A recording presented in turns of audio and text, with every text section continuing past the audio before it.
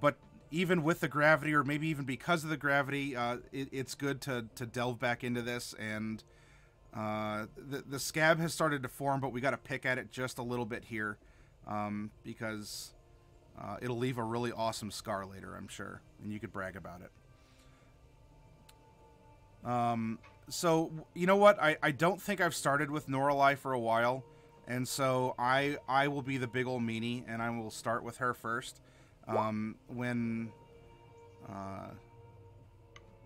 I offer this prompt here for everyone out there, this is a chance for you if you're new here, you can kind of catch up on the story, and it's also a way for us to re-immerse ourselves into what's going on, because we can get into the characters' heads and get a recap in its own fashion from the individual perspectives. So, Noralai, what is going on in your noggin? What's happening? You had some awesome side role play going on. You can touch on that if you want, or if you want to continue, or just provide a recap. This is your time. The spotlight is on you, ma'am. Well, we didn't really get to try the plan because the plan was to buff someone up, they'd run and grab the stuff and leave. But then, Celine started just walking towards the tree, and Jade started just running towards the tree, and I'm just like, don't do that. That's a bad idea.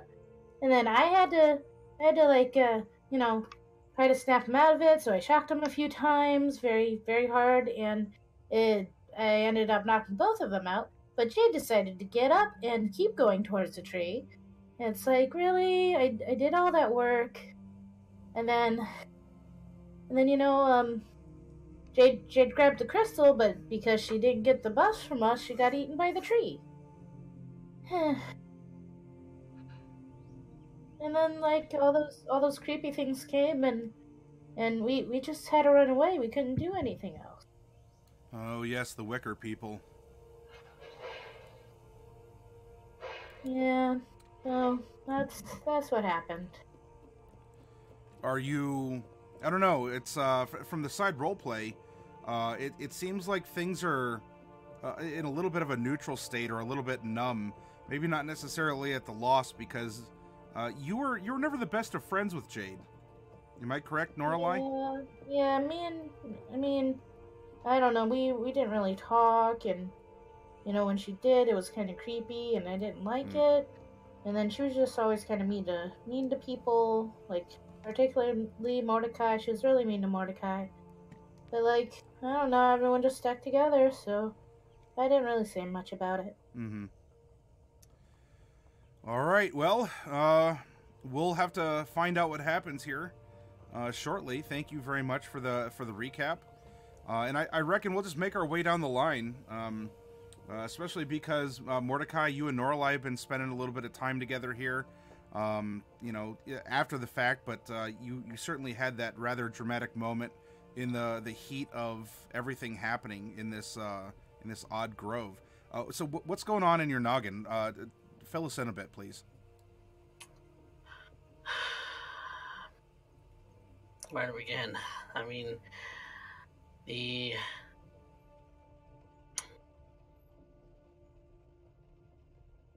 I never liked Jade's methods, but I like to think that her intentions were pretty spot on. She was just trying to help in the ways that she could, the way that she knew how. And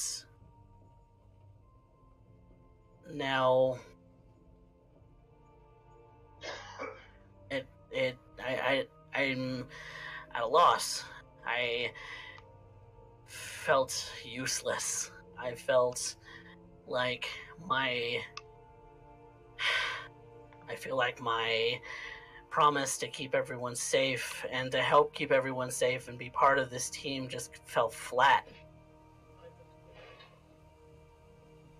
And I'm angry at myself for it. Is this causing a bit of a flare-up from some younger days back in Oldport, or is this a fresh wound for you, Mordecai? No, it's stirring up some old wounds. I felt helpless with Corinna, and now helpless with Jade, and now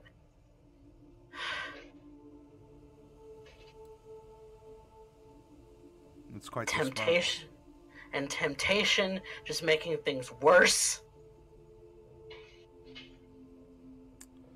A nattering voice in the back of my head that's trying to come out, and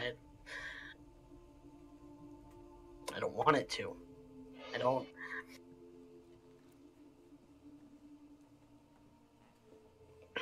Well, being the trained bard that you are, I hope that you can find a way to express that voice in a style that you would prefer. However, that's your journey, and we're going to continue that here tonight. Is there anything else that you wanted to add then before we move on to Celine? I've been thinking furiously about how to make myself more useful. Mm-hmm. And just spending a lot of time doing that. Very contemplative. All right. We shall see.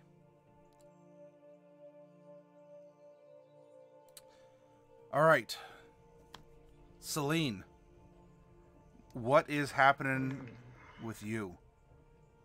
Bring us into your mood, into your thoughts. How do I put it? It's a lot. to put it bluntly, it's a lot.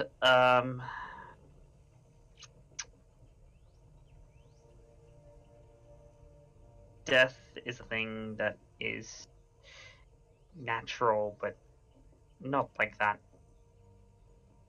She deserved it better than that. Yeah, that wasn't necessarily a very natural... I mean, No. there's really nothing natural about that whole situation. And I think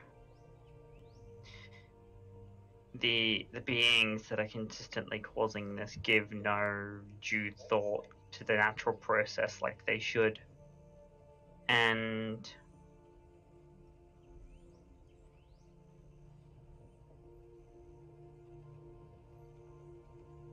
I'm just going to come out and say it. I'm going to make them pay.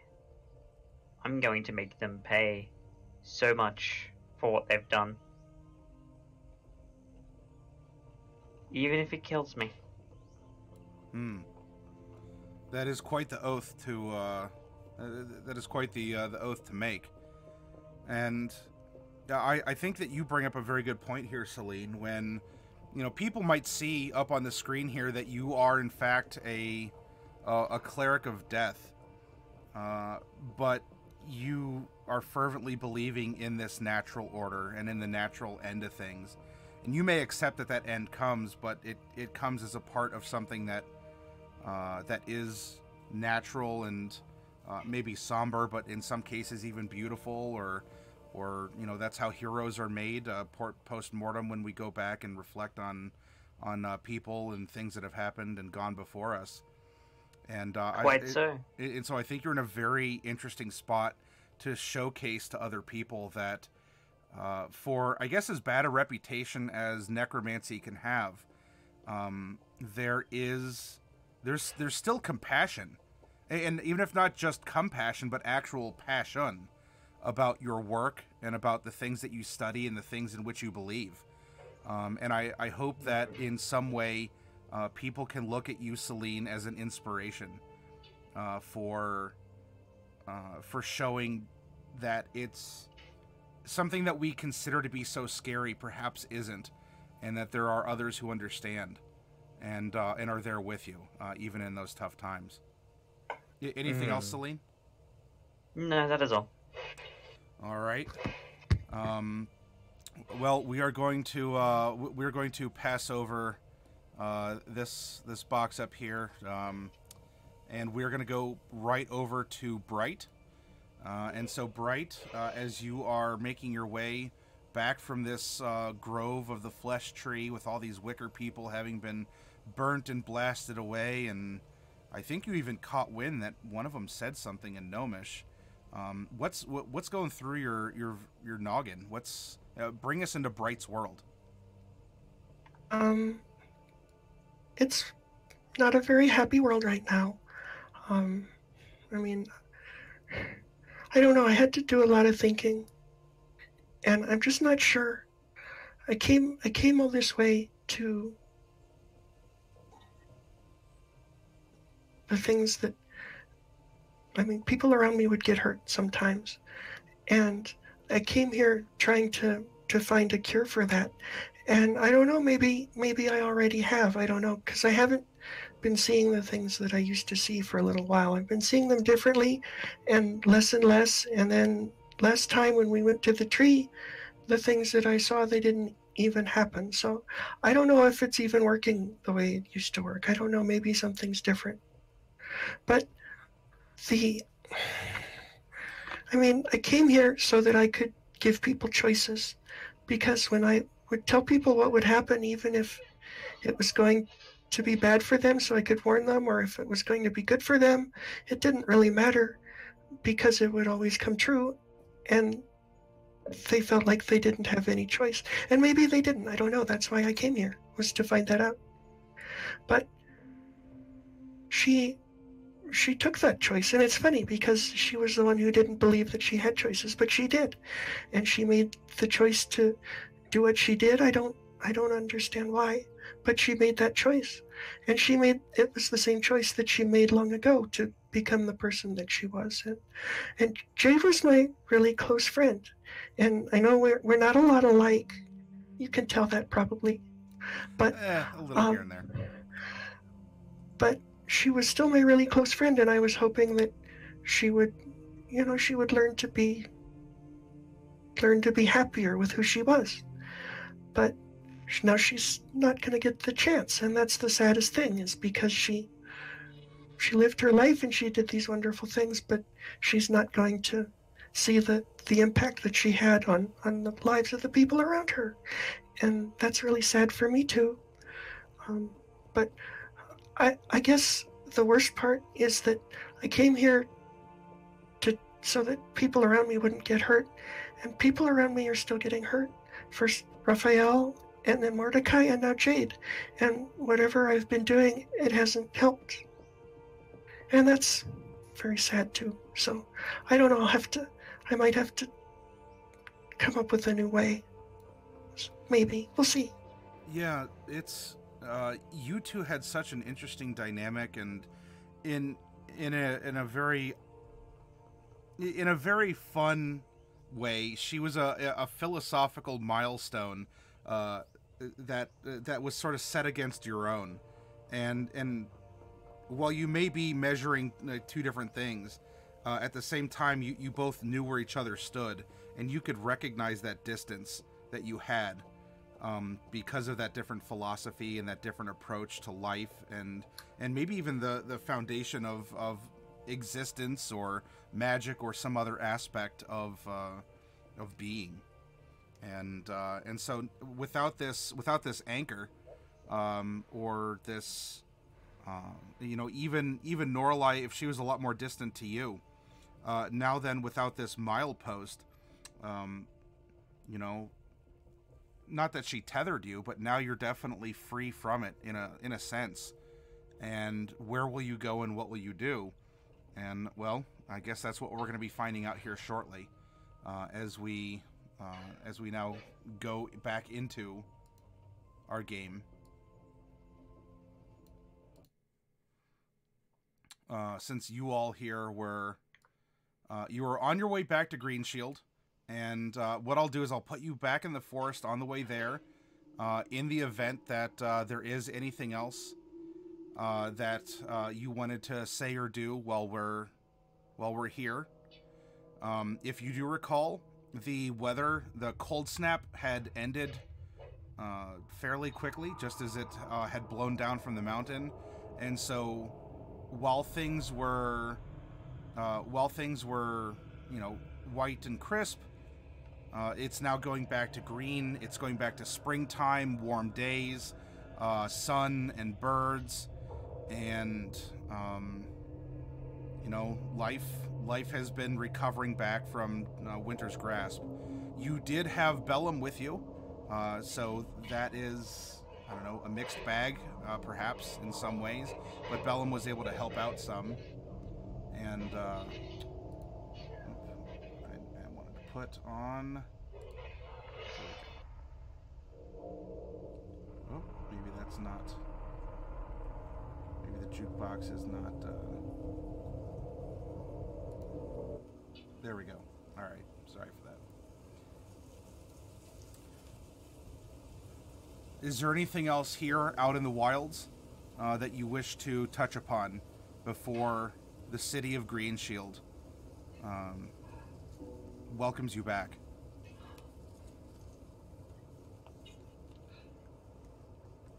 No, I don't have anything to say.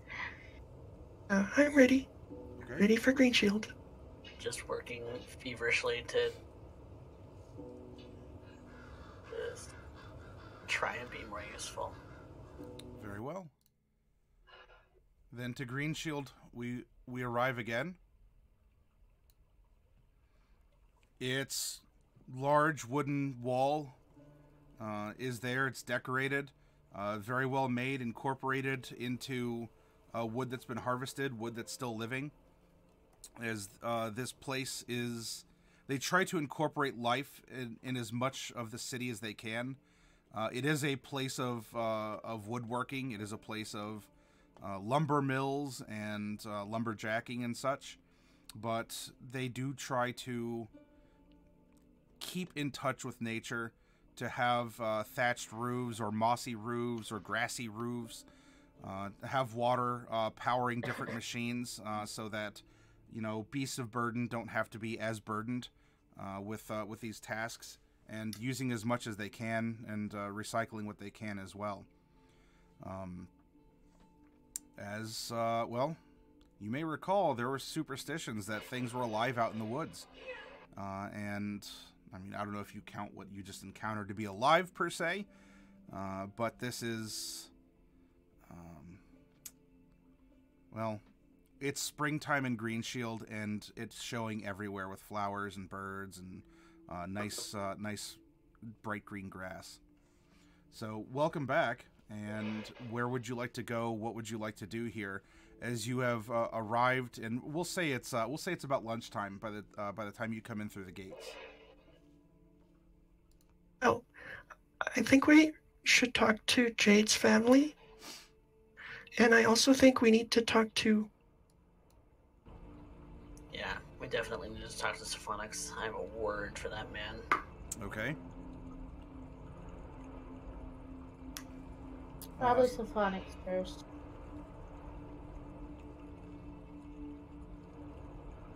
Alright, so you want to try and find Syphenix. He said he'd be at the Tumbled Wench. Alright. Then, making your way through town, there's, maybe in good news, there's not a bunch of people panicking. Doesn't look like that Greenshield has been set ablaze in the time that you have been away.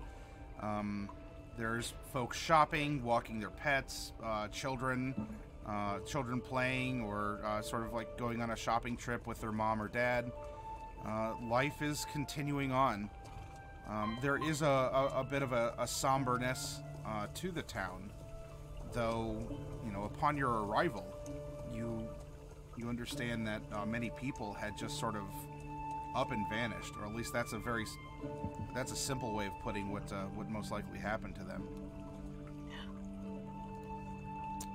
Then to the Tumbled Wench we'll go.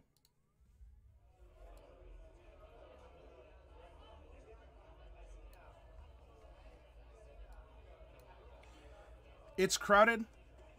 It's a fairly good mood, good lunch crowd. People talking, drinking. I'm sure there's always someone who's, you know, who ended their morning shift and really wants to, you know, to put that work behind them. But overall, it's a positive atmosphere. There's some light music playing off to the side. Mordecai, there's a couple people here who are going to run up to you and say, "Oh my God, I was there. I was there, and everything that happened, and the way that you grew, and all of the capering and the singing and the playing you did. Oh, it was wonderful, and I was really hoping. I was really hoping. Are you going to be performing again tonight? I'll go get the family and I'll bring them out here. I really want to see you perform again. I think I can do that.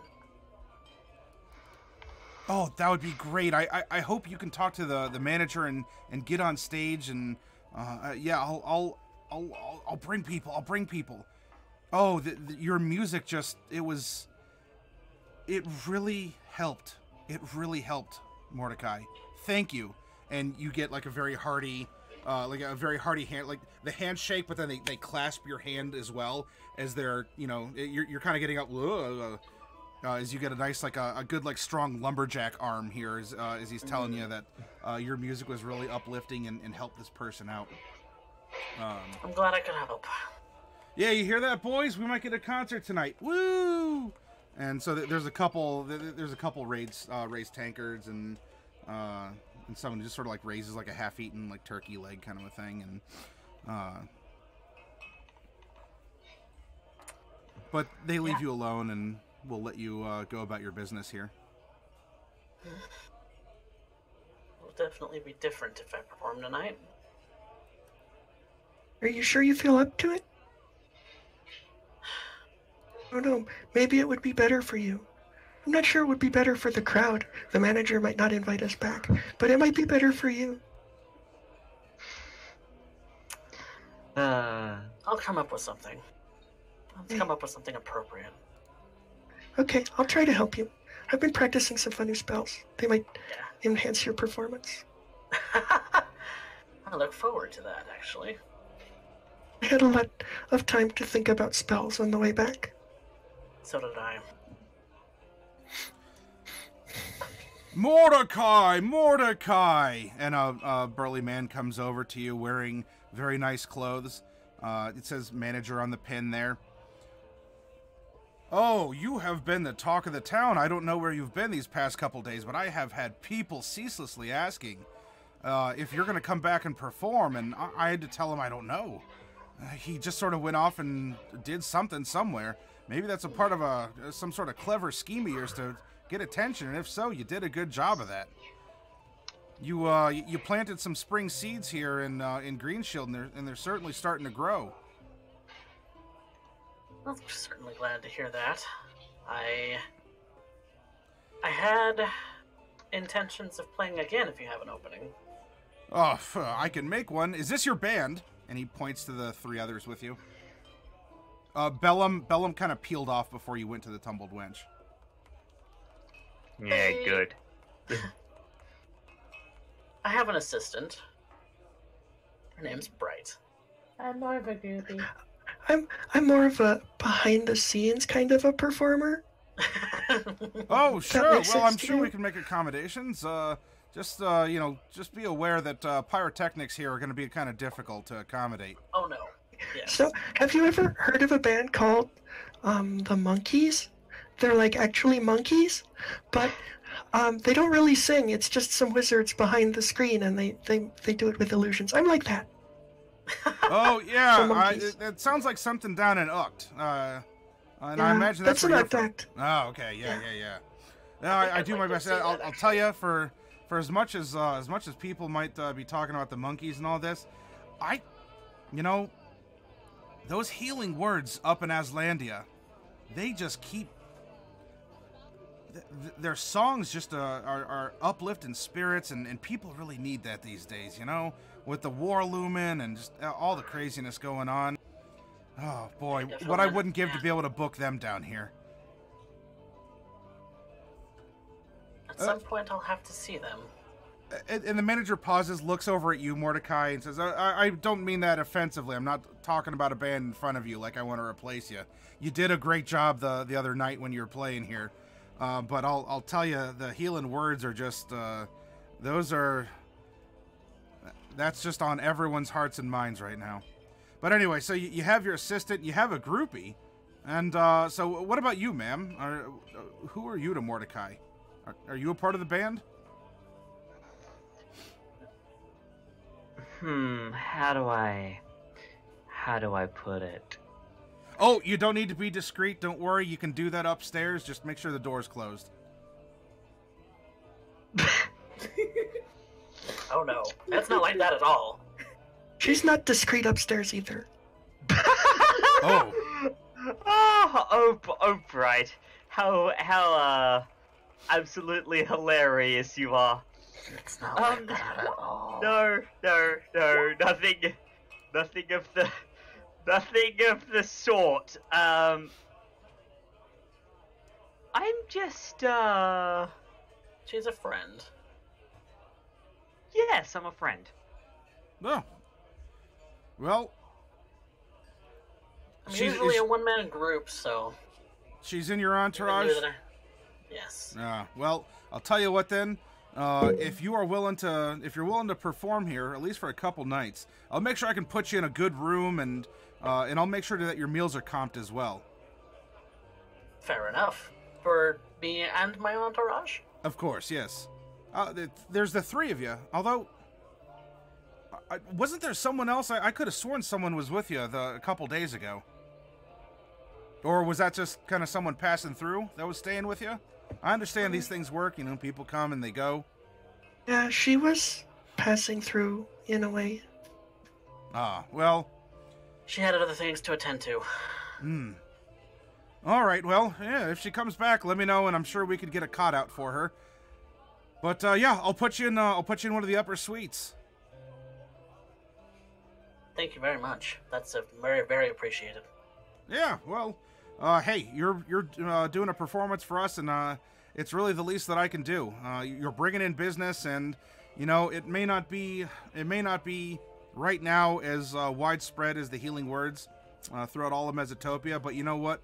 You, Mordecai, right here in Green Shield, in this little old green speck of the eye of Mesomasca, you're making people feel good, and you're also lining pockets. And that's also a form of feeling good, so... Well, I mean, at least he's honest. It's kind of my personal mission to bring joy and beauty to the world. Oh, well, I think you can do that. You certainly have a unique look. I know that, I have some tiefling friends, and I understand a bit about the culture. You are a colorful folk, and he eyes you up and down. You especially a little bit more so than most. But you know what? That might just lend to your own personal. There's a word out there. I'm sure that stands for whatever I'm trying to talk about. You know what I mean. Anyway, I'm gabbing your horns off, and I got to go attend to a couple things here. So tell you what, give my desk manager about 20 minutes. To make sure that the room is set and to get keys for you, and you should be good to go. Is there anything else that I can do for you while I'm here? I mean, you're talking to the boss. You happen to see a blonde-haired gentleman around here, have you? Human? Dresses fancy? Does he like games? Yes. Oh, yeah. Oh, you know what? So he was here this morning, and he was schooling some people in a game of Dragon Chess. I think they were playing. Doesn't cause a scene. In fact, he's even in his own way caused a little bit of a stir. People are coming out trying to beat him. He seems to be some local traveling champ. I don't think he's here right now. Might have gone out for a stroll. Although he's been here. He has accommodations, and he pays in full. I'll tell you that. So. Speaking of lining pockets, I don't know where his money's coming from, but he's got it.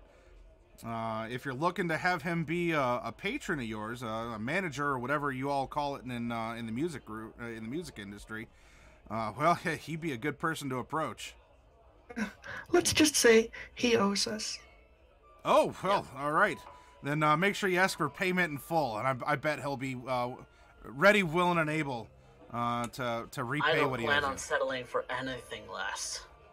Good man. Good business sense about you. And he kind of, gives you a nice firm, clap on the shoulder and says, all right, well, I'm going to go do my thing. And Look, if you hang around here long enough, it's not like you don't have a comfortable accommodations. Come and go as you please, and you know what? I'll make sure that my front desk guy takes a look out for him, and I'll send him your way.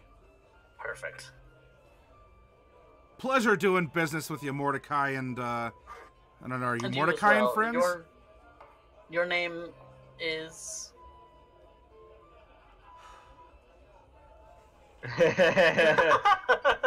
I always do this to you, Matty. Yep, that's fine. You just need to have a random name generator up at all times. Apparently so. But you know what? This is, if this is a practice what I preach on the Wednesday through Saturday workshops,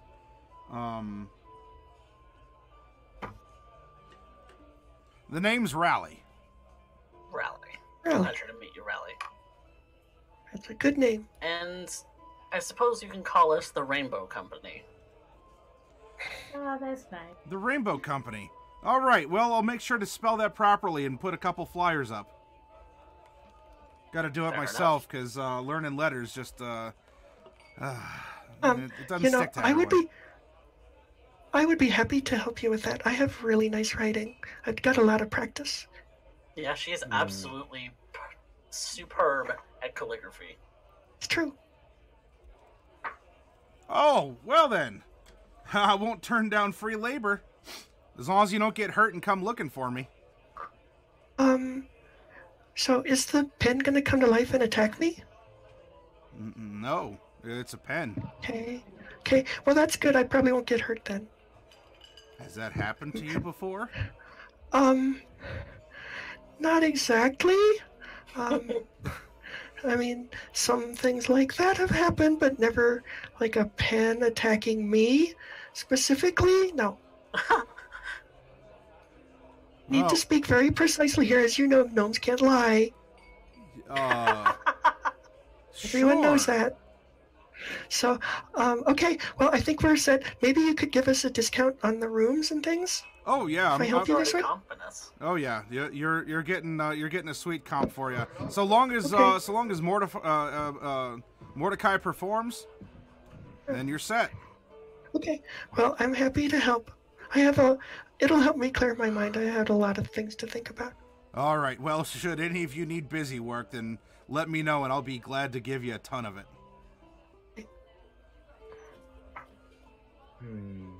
Interesting. And he clumps Speaking of up. which, Bright, Hmm. it occurs to me that you helped me out the other night, and I think you should have one of these gems. Oh. Okay. Which one? And he pulls out a pink one. It's like a piece of rose quartz worth 10 gold. I Oh, don't know, it seemed fitting. yeah, I like it. Let's see, rose quartz. You know, if I use this to make an ice wall, it would be pink. It's white, and that's why you get a white ice wall. But if I used pink quartz, it would make a pink wall. I would really like that. Hey, there you go. Okay. Well, thank you very much. I really appreciate it. Yeah. I figured, you were helpful, and it was partially your embiggen that helped me earn a lot of money that time. That was fun, wasn't it? Yeah. I like that spell.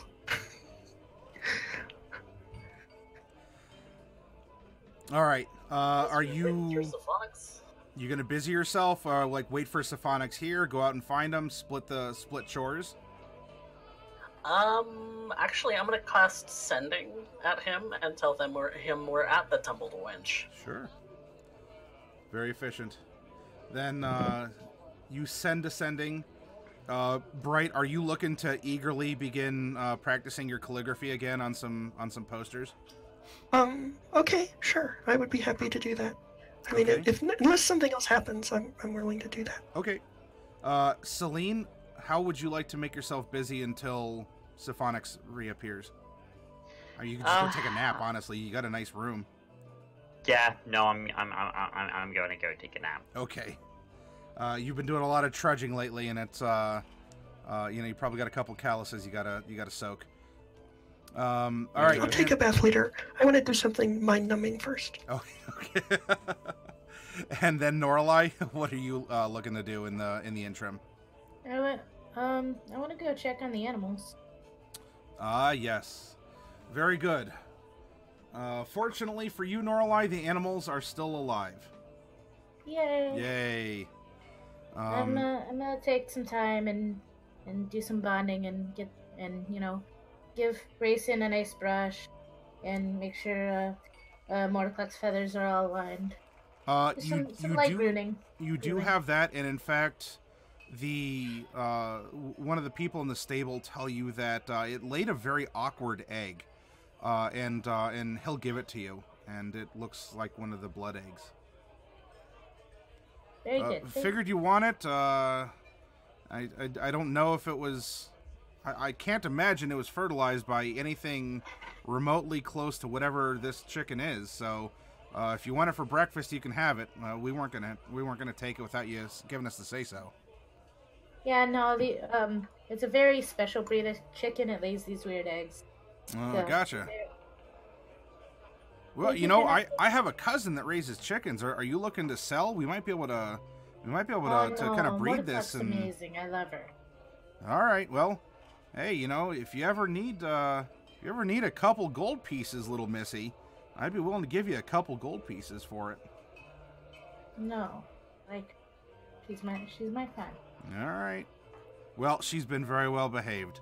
And so you can tend to the mammals, and you have a Mordecai egg, a very special one.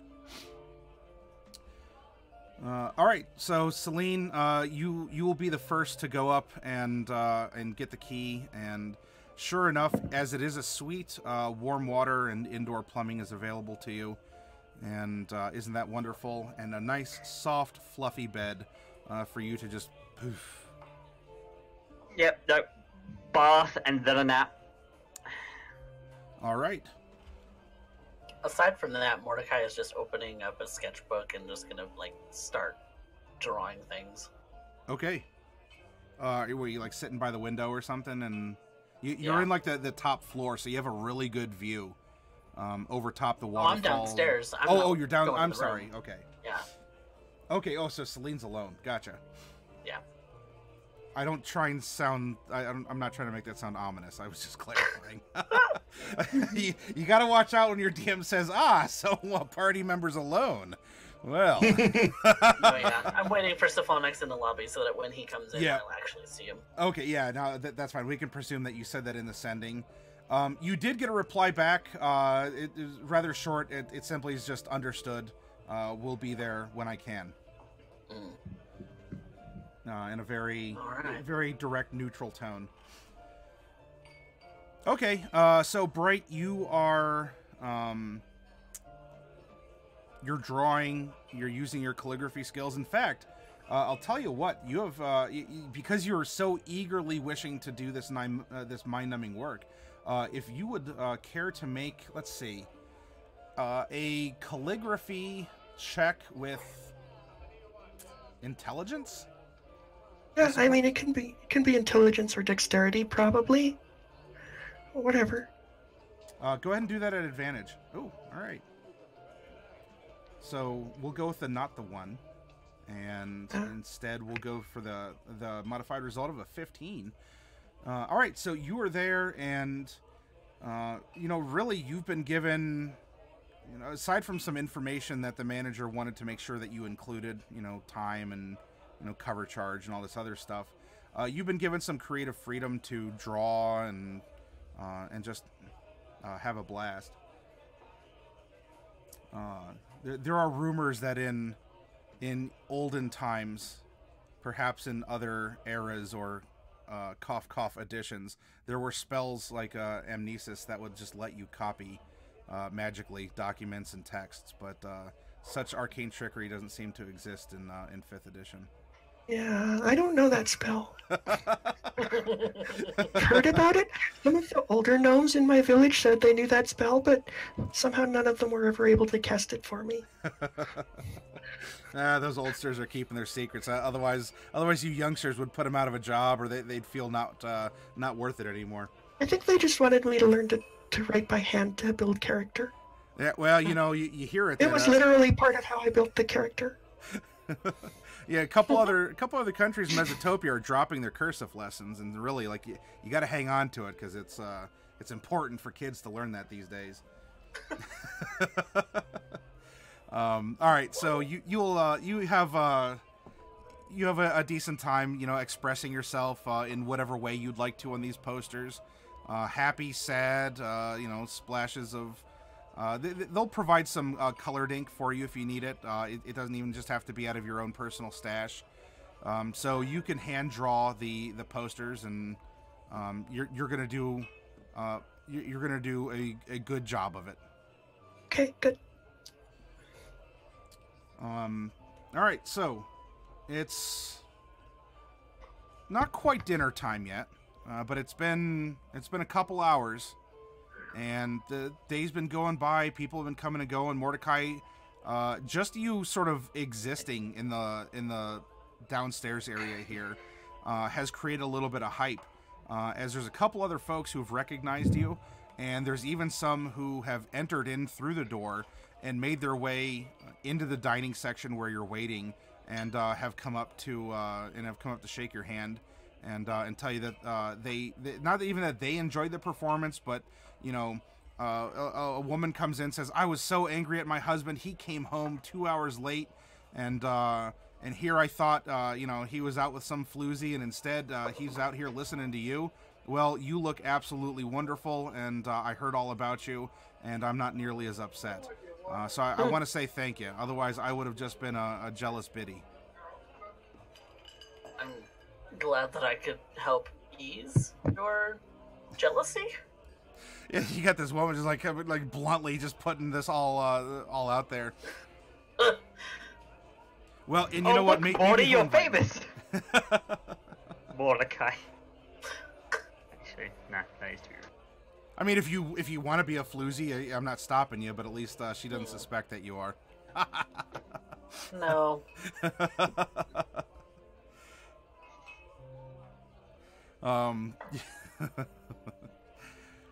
So yeah, people are coming and going, you know, and even the folks who aren't even there, and you'll get the wait staff who comes out and is like, "Are you sure you don't need anything? You know, you've been here for a while. Are you hungry? Are you thirsty?" I'll wait. Oh, all right. Well, sure. If you need anything, just call. And in fact, and he turns to go pick up a dish. Like, "Oh, excuse me, sir," and you hear the sound of some glass breaking. Oh, and the person at the table is like, "Oh, I'm so sorry." He's like, "No, it's my fault. It really," and the waiter turns around from the table next to you and sort of in front of you. He's just like, "Ah, dang it," and pulls out a piece of glass out of his finger, kind of. Oh, sorry. It's. You ever have that happen to you? Get glass in my finger? Yeah, but hang on. I'm gonna have to go get this tended to. You know, glass it cuts like a son of a crossbow, and it just doesn't stop bleeding. And like you just see like some crimson lips and the fingers dripping a little bit, and so he kind of like tucks it away and excuses himself. I purposefully look away.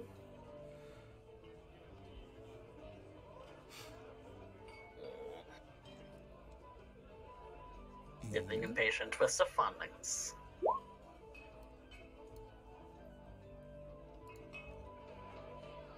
I think I see him. He's right there in the corner. Just kind of. Yeah, see, he's whoop. This is the quality you're getting. He starts far away and he's getting closer to you and closer to you. Yes. High quality graphics.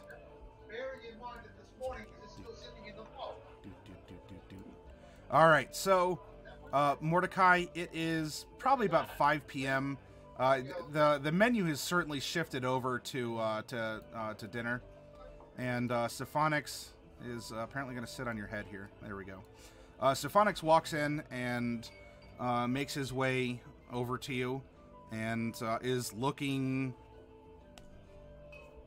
robes are immaculate. Hair is hair. He must use some sort of secret that has been lost, because that hair is awesome. Just has that, the golden eyes and just this radiance, this presence. But Syphenix is here. Sits down, excuses himself for being a little later than he had hoped.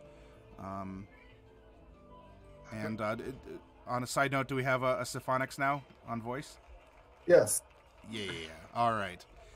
So, Syphenix, you're sitting at a table with Mordecai, and Gold and Blue, proceed. Took you long. Sorry about that. It took me longer than expected to come back. So, tell me, how did the job go? Pissed poor. Oh? Yeah.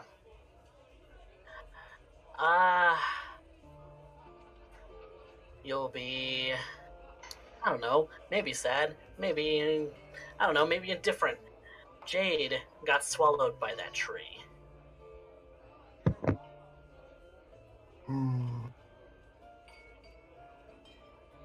I didn't expect it to be able to do that, to be honest.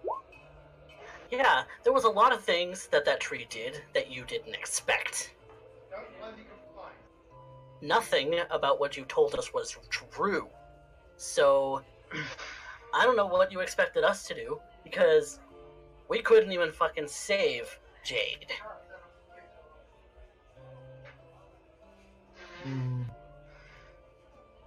So yeah, you owe us. Celine will come down from upstairs at this point.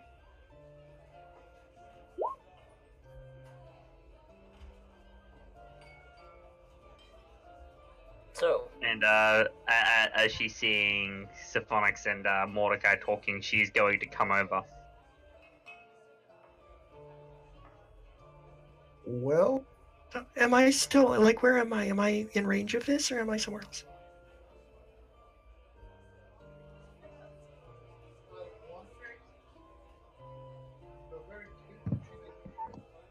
Okay.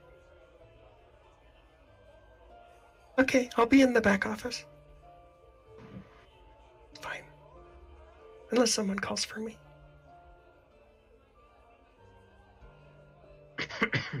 So yeah, it went not nearly as well as expected. We got a piece of the crystal. We didn't get any sap for you, so we've got half the job, but we lost Jade in the process.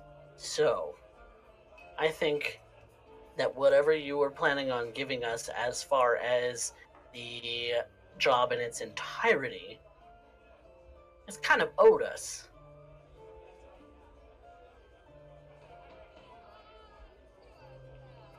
I can't agree with that. Again, I am sorry. It has been a while since I was out there to check on the tree. Yeah. Seems like your information's out of date, Buster. Mordecai. Apparently. Celine. It's like I get that you're angry, but that's not the right way to go about it. You are not my mother. No, I'm not your mother.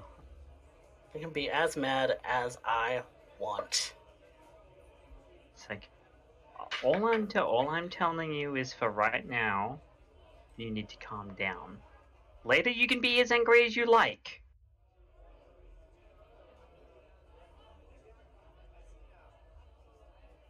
Celine at this point will retrieve the crystal and the vial of sap from her bag and put them on the table.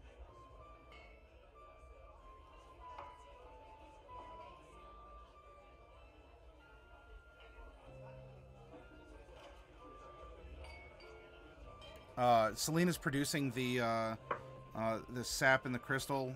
Bright we can say that you're sauntering out of the office. You've been back there making copies.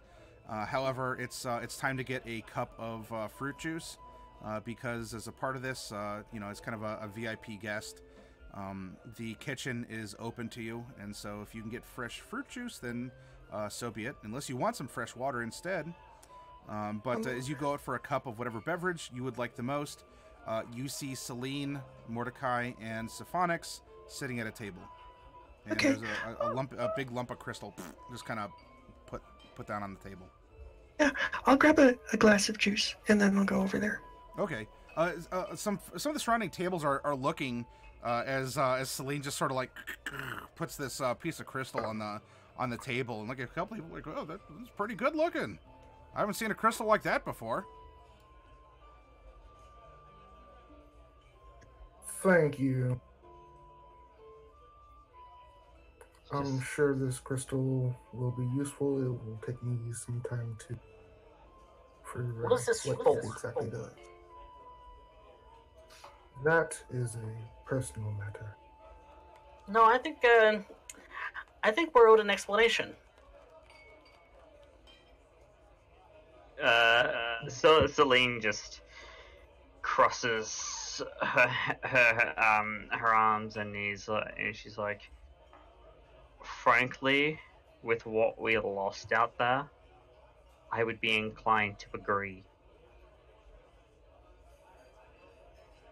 We paid a lot to get this for you. I think it's within our rights now to know what it is that you're researching and what it is that you plan to do. Because if you want our help anymore, that's what it's going to take.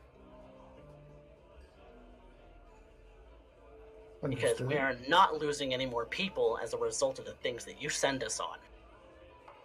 Murmur from around the tables, and people are like, "Oh, what happened? I don't know." And someone made Mordecai upset. Oh, murmur.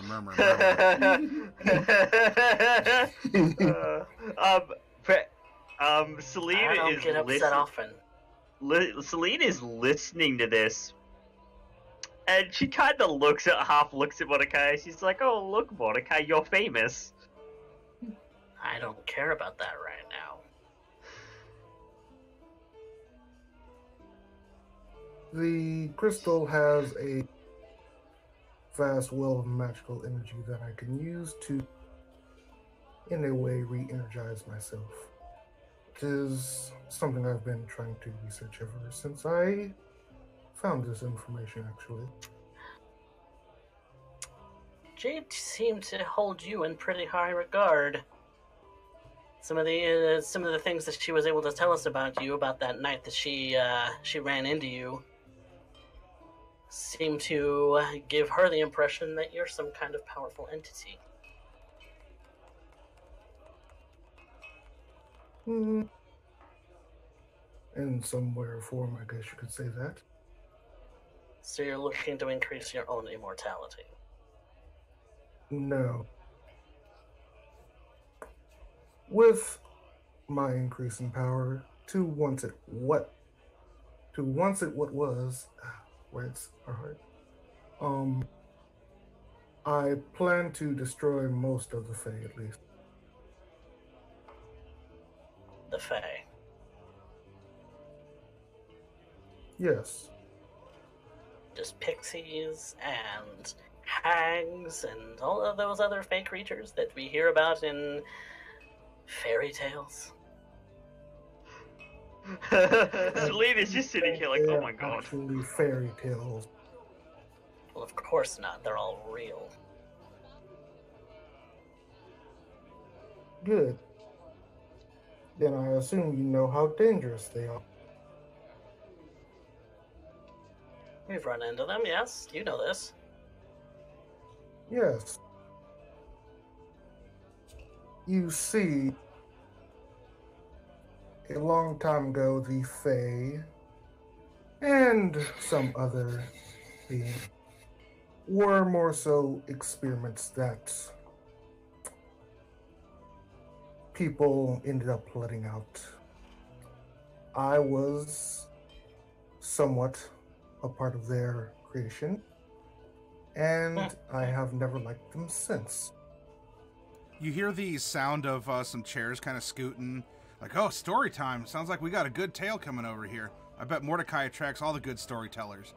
And so this kind of early evening crowd is starting to kind of slowly, just lean back in the chair to get their ears a little bit closer to your all's table. Perhaps we should go to our suite. Find something a little bit more private. Agreed.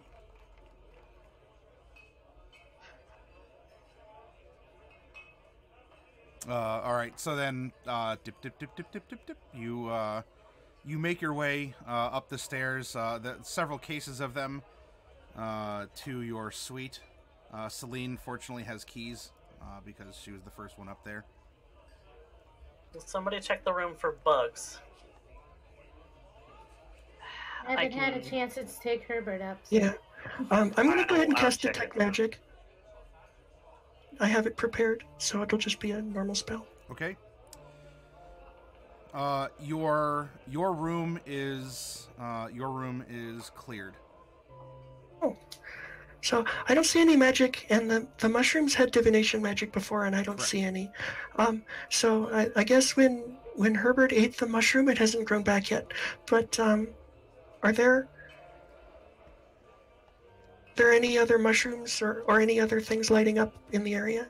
Yes. There are other mushrooms you've detected along the way, but your suite has no sign of magic. Okay, I think we're safe here. All right. So, Syphenix, if that is your real name. It is. And It's probably what not. Are you?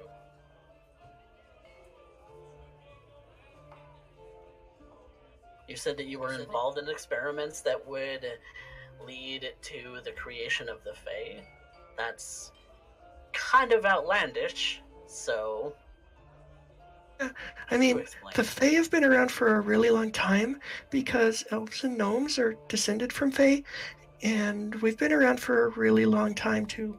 I mean, I'm over 100, and that's really young for a gnome, and I know gnomes that are like 400, 500 years old, and they're not the first gnomes. Is it? I mean, wherever they came from, it would have been thousands, tens of thousands, hundreds of thousands, millions, tens of millions, hundreds of millions. Yes, sorry. Long time ago. Long time ago, yes. Sorry. Yeah. Yeah, ages ago. That's this many.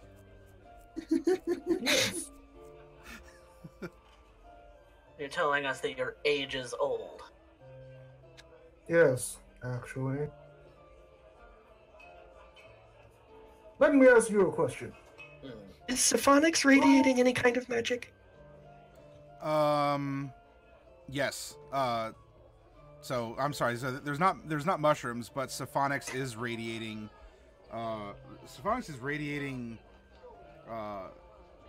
Very scintillating colors of magic.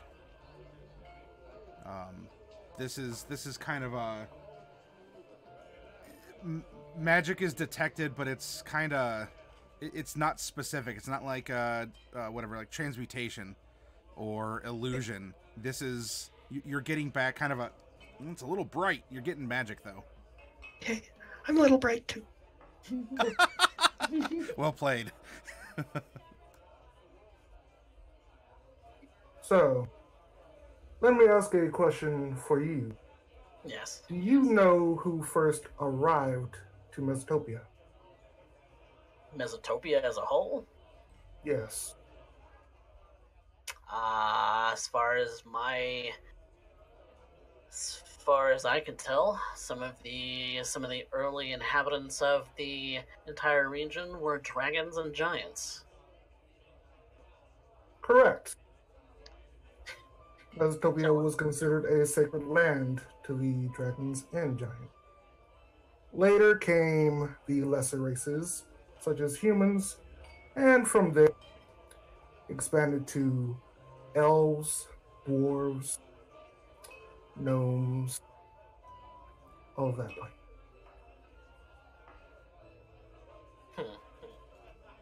Now,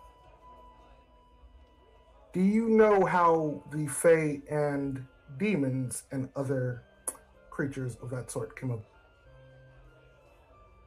I am not 100% familiar with extraplanar things, but I would imagine from not this material plane. Actually, it was. Let me tell you, the first humans and other lesser races tampered with the magics that were given to the dragons and the giants. Sadly, the dragons did not oversee their tamperings as they should have, and the Fae and demons ended up coming into being. I was one of the first people to witness their tampering, and it is somewhat my fault that they ended up getting created. Just the Fae, though. You have nothing to do with vampires. The vampires came somewhat after a time that I had rested. You're a dragon, aren't you? Maybe in another time in another life, but as of now, I am how you see me. And you're trying to... what? Reawaken your latent powers or something of that sort? I'd rather... I will never be as strong as I once was when I was younger. But with at least reawakening myself, I will have more of a chance to deal with the Fae. And deal with the very foolish experiments that your predecessors have done.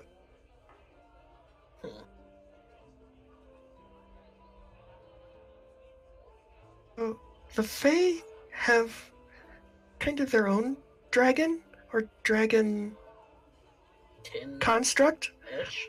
And I think you said you didn't know who he was, but is another piece kind of falling into place? Are you sure you don't know who he is? No. I've recently... well, I am still trying to figure everything out. That's why And everything currently, you told us about this tree was wrong. it's been a few centuries or more since laying eyes on the tree. Some things have changed, some things hasn't. One would think you would have done some surveillance if you wanted to do that. So, hang on. So the tree has been here for however long you've been centuries, probably? Probably. But they're just starting to spread to other parts of the world. In the past year or two. Okay. So that's interesting, wouldn't you say? Pose. Yes. So here's the thing that I've been thinking, is that this tree maybe is naturally occurring, but we know some people who like to meddle and tamper, and they're also really good at growing plants. And I'm wondering if maybe those people, we call them the flower fields, might have gotten their hands on the ability to grow these trees, and maybe they're spreading them around. I mean, we know that they were going around, they were traveling the world, supposedly spreading their business, and maybe they dropped some trees while they were traveling. This tree definitely was gnomish in origin, and it seemed to have your accent, Bright. Do I have an accent? I don't hear one when I talk.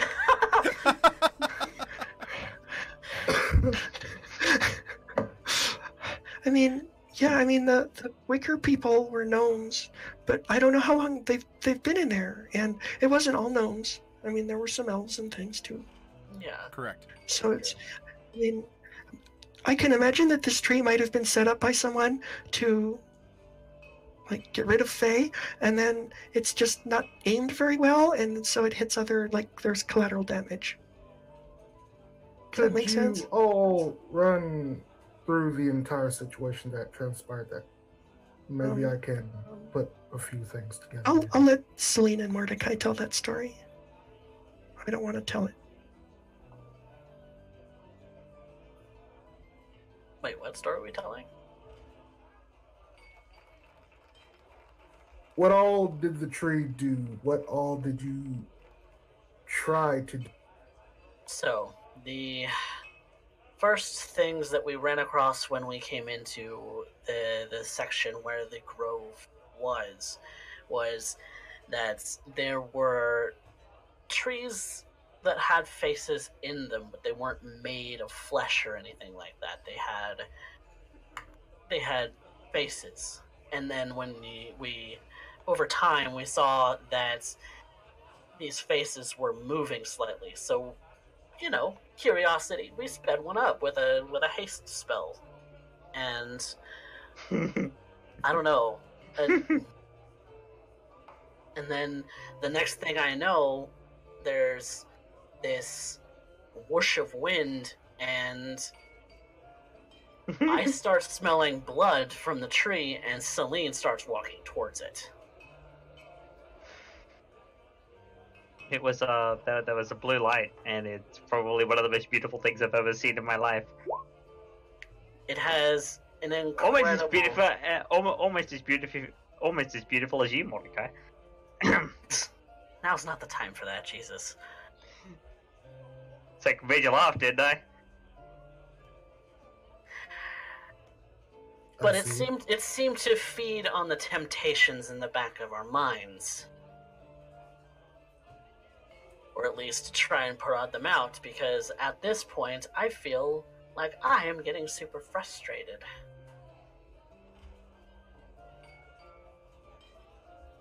And I don't get frustrated very easily.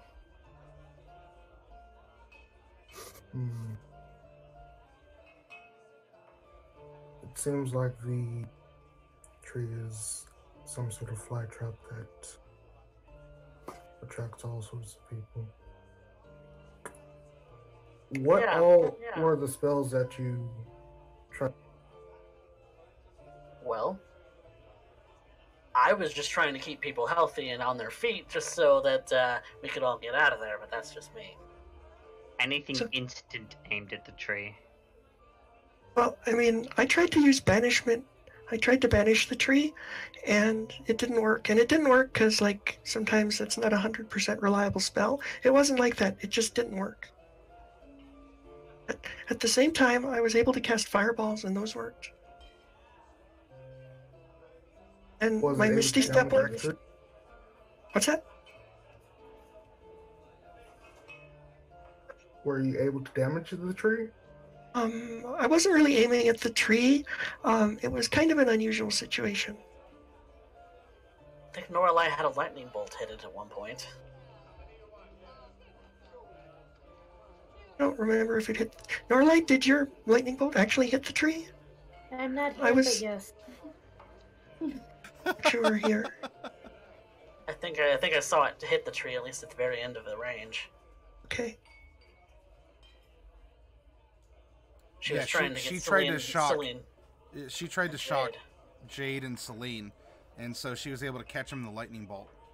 And the lightning bolt did in fact strike the tree, and it caused the faces to like kind of spasm and roast a little bit.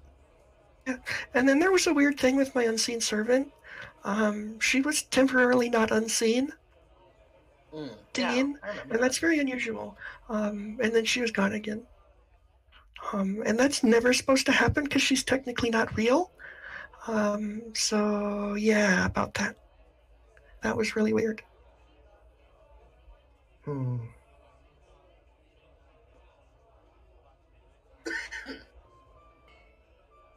So yeah, lots of things about this tree weren't as you had told us.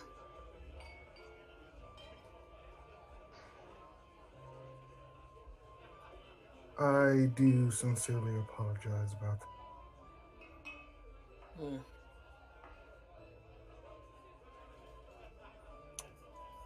I guess my question is, if you're some kind of powerful entity, can you breed Jake back?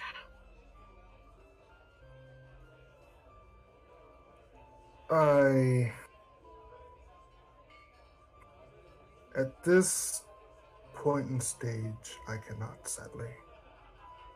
I overestimated my abilities a few days ago. But Doesn't surprise me. I can, in some way or form, help unlock powers within the rest. Unlock powers within what? The rest of you. You see, I don't pick any random group of adventurers to do my tasks. I can see that there are potential in a lot of many people. And you all have very much great potential. I can help unlock that for you. You all have paid a great price, so I must prove to you all that I can, in some way or form, help you all.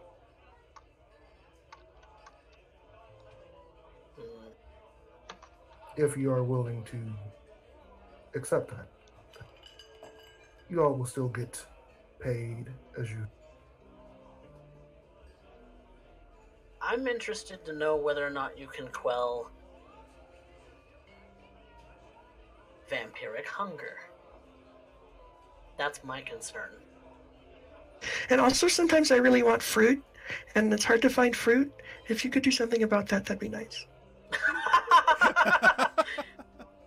Thinking with your stomach, huh? Fruit is of no problem. As for your vampirism, I do not know.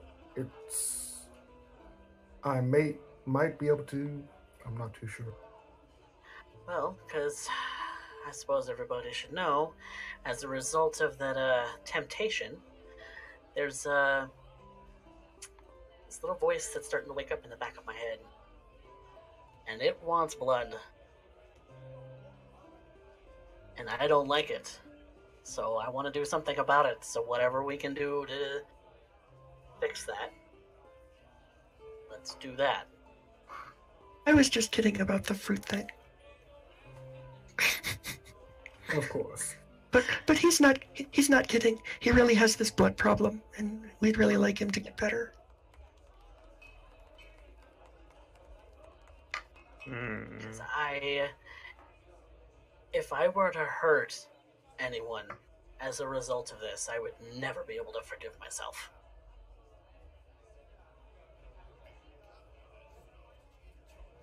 Yes, that is a big problem.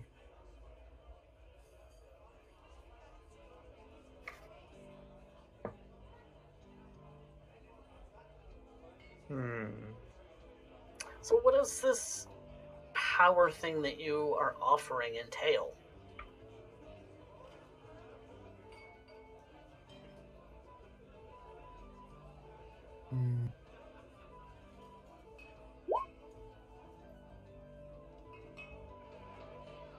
That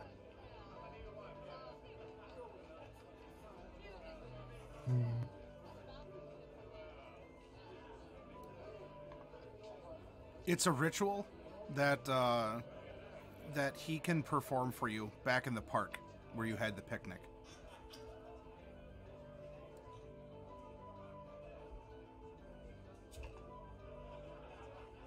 What kind of power are we talking about?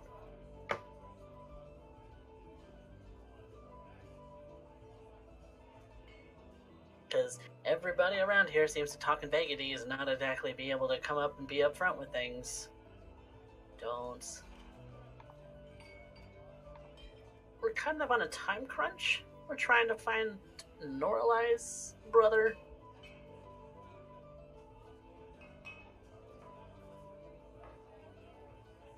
Hmm.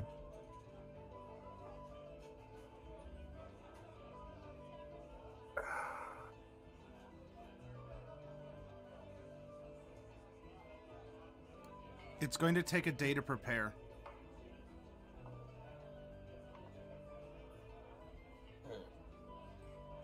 Does that also cure latent vampirism?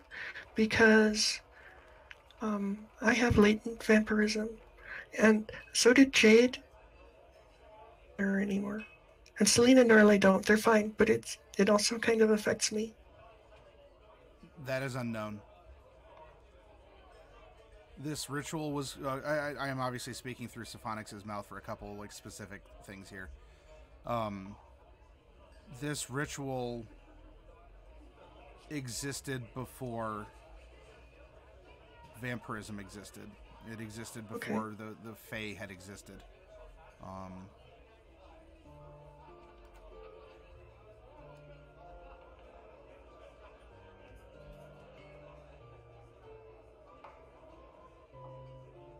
It's worth a shot, right? Yeah, maybe. I mean, since I'm Fae descended, like it I don't know. Be safe. I mean, if we don't know what it'll do. You're also demon or devil descended, and so yeah. Syphenix, can you do it on both of us, or is it just one at a time? One at a time. Okay. I'll let you go first.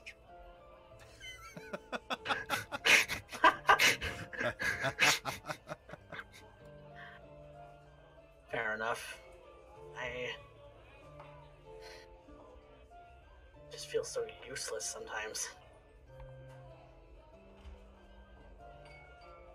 Oh, you were the only one who wasn't affected by the tree.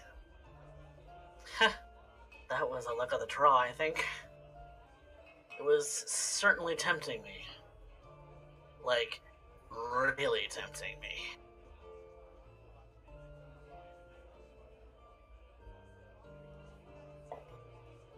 I mean, it was like I was smelling the most wonderful food in the entire universe. But it was blood. And I don't like that feeling at all. And that just... I don't know. I don't know how to explain it. It's just one of those things that just, like, brings out the worst aspects of me. Because that creature wants dominance, it wants control, it wants power.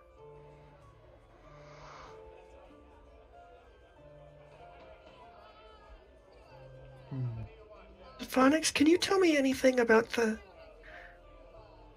way, I mean, because you probably remember when vampires were created. I've heard that they were created by sort of like a magical accident when someone tried to use necromancy magic in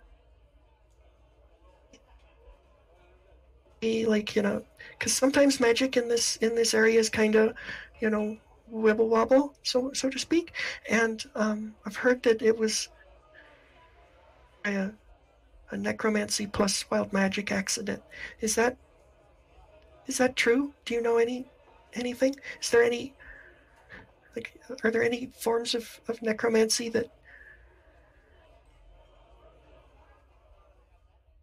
Vampirism, from what I have, it was caused by the more darker side of Ouija's in its early start. Early start here in Mesomasca, or just in general? In general.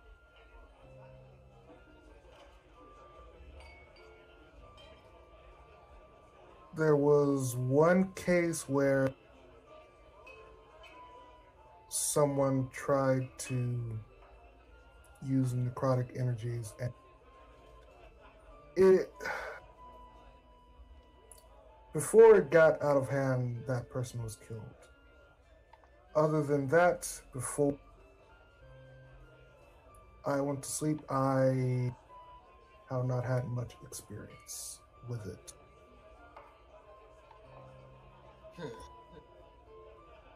In earlier times when magic was strong, I could say for certain that it would be possible, but as of now, I'm not too sure anymore. Did say that someone was able to achieve Yes, a reversal. yes, that woman. That was when I was in Aslandia a few months ago. A few months ago. Yes. As you're having this conversation, there is a... Well, it would be very much the opposite of something like a bright flash.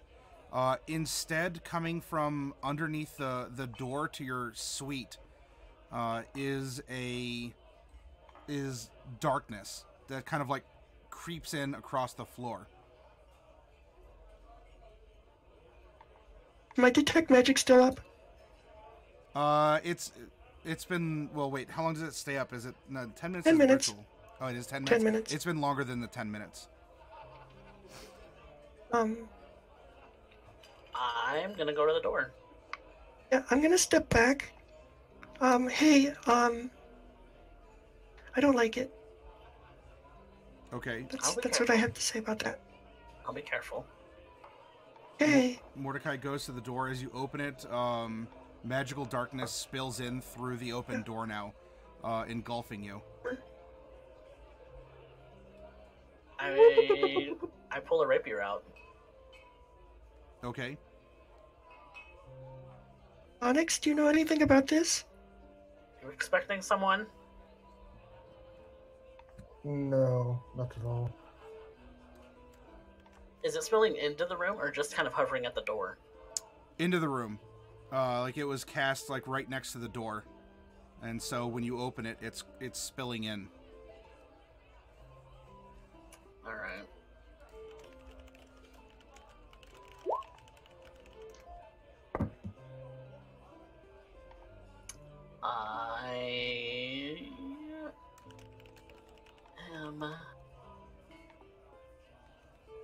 I am going to wait, see if somebody shows up. And I'm going to call out the door. Hey! This isn't funny.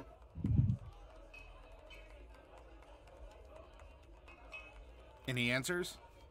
Darkness doesn't suppress sound.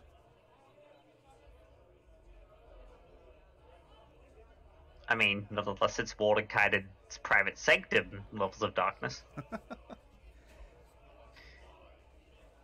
Ah, that Mordecai.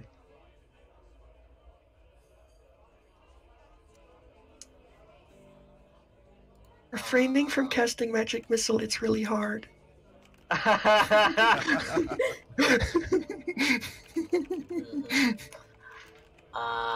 I throw up a dancing lights just to see if the darkness it'll penetrate it. No, this magical darkness is it's overwhelming your dancing lights. Is this similar to my racial ability to cast darkness? Yes, this is magical darkness. I can do something about the darkness. Try dispelling it. That would be No, awesome. no, not dispelling it. At least not in the traditional sense.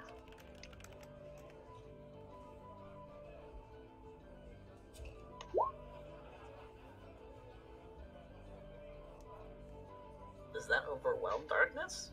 Mm-hmm. Yes. Well, It depends on the level of the spell. No. Yeah, you suddenly with those two spells, it kind of gets into a kind of a hand by hand. Check the stack. Yeah, exactly. If we're playing Magic, this is check the stack. Check the stack.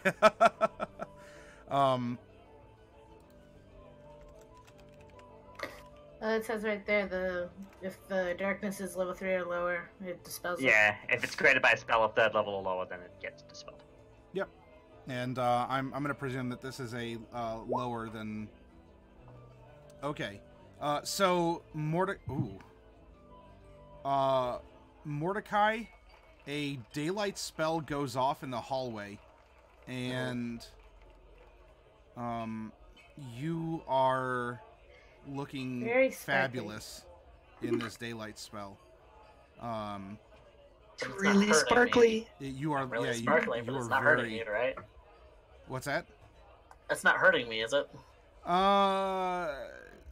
It tingles. It's not like crossing the water, but it's definitely, it's like pop rocks on your skin. And you're also like sparking like a little sparkler, too. Okay, I'm gonna ignore that. I'm gonna check the hallway, see if there's anybody there. Sure, make a perception. Can I use my passive? Given the you're like, I'm gonna say no because this is a very like you're actively searching around for someone. Also, this daylight just kind of like went off, and so you're really having to look around. All right. Ooh, 27. 27. All right. You see. Really looking around. You see in this magical flashbang here. Despite the uncomfortableness on your eyes and your skin feeling like pop rocks or like pop rocks mixed with a sparkler here, you see down the hallway at the top of the steps is Noralai. Noralai, are you like crouched? Are you walking? How do you appear? I'd probably be like kind of standing kind of in a defensive stance. Okay. So. Universal defense, every fighting game teaches you this. This will block Wolverine's adamantine claws and Cyclops' laser eyes and like megaton punches from robots. So as long as you do the ultimate defense, then there you go.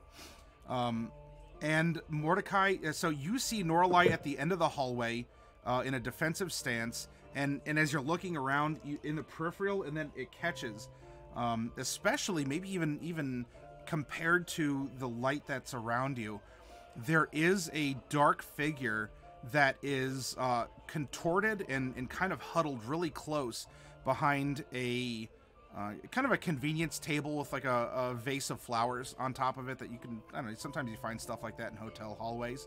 Probably as like an assortment of books or whatever. But there is a figure sort of like tight and bundled on the other side of this little fancy, like little, not coffee table, it's like a little stand.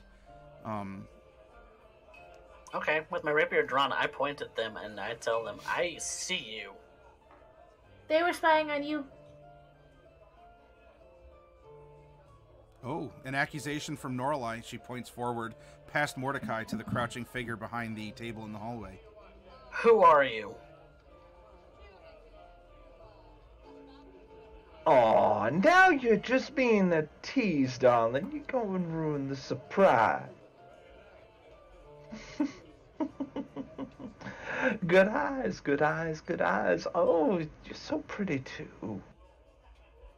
That voice. I mean, you're just good enough to eat. Careful, she's gonna eat you. Yeah, there's been enough of eating us recently, so Yeah. I wouldn't say that sort of thing if I were you. Aw, isn't it just barking and adorable? Adorable, sure. Not the other thing, though. Oh, well, since they're having a conversation, then. What business is our conversation of yours?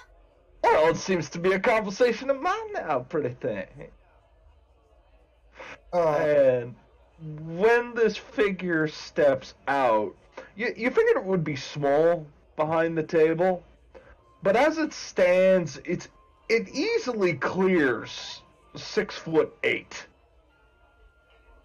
It is absolutely huge. It is blackened. There are long horns along the side of its face. Wearing what seems to be very fine clothes, etched with gold and silvers and dark fabrics in the beautiful contrast. This is a very well-tailored individual. And just underneath there is the glint of what appears to be a breastplate, is that?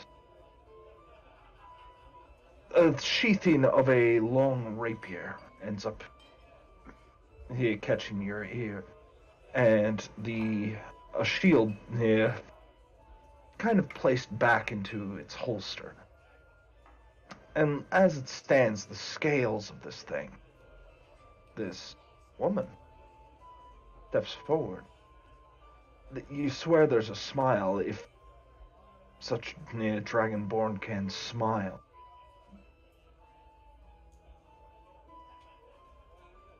Well, my dearie.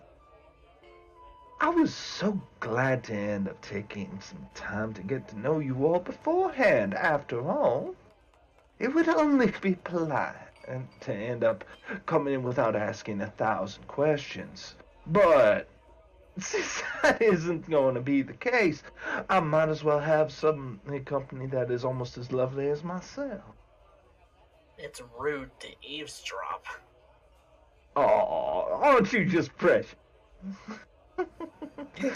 I think she's being rude. I'm not sure. I think so. Oh, not at all, little thing.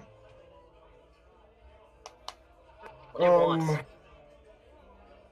Mordecai? Yes? Celine, Bright. This wonderful lady right here, her name is Seltzer. She has a fine range of abilities that could possibly help out your group. I was going to introduce you all later, but I suppose now is better than any. Aw, Syphenix, you making me blush. Truly, I am touched. She just walks with this swagger as she ends up coming into the room. No invites, no nothing, just walks right in like she belongs. She's touched all right.